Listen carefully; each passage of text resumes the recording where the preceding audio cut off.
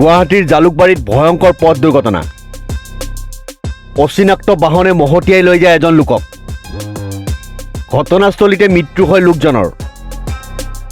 দুৰ্ঘটনা সংঘটিত কৰিয়ে পলায়ন কৰে বাহনখনে। মৃত লোকজনৰ পৰিচয় জানিব পৰা হোৱা নাই।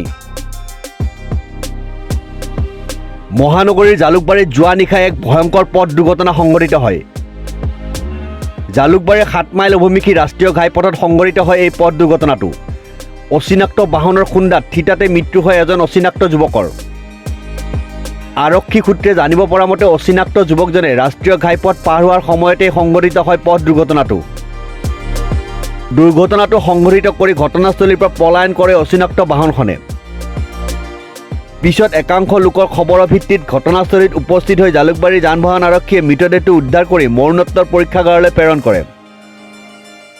মৰণোত্তৰ পৰীক্ষাৰ পিছত অচিনাক্ত মৃতদেহটো চিনাক্তকৰণৰ বাবে 72 ঘণ্টা গুৱাহাটী মেডিকেল কলেজ হস্পিটেলৰ মৰ্গত ৰখা হৈছে বুলি যান বাহন আৰক্ষীয়ে জানিবলৈ দিছে। উক্ত ঘটনাই চাঞ্চল্যৰ সৃষ্টি কৰিছে অঞ্চলটোত। News desk report, news 13।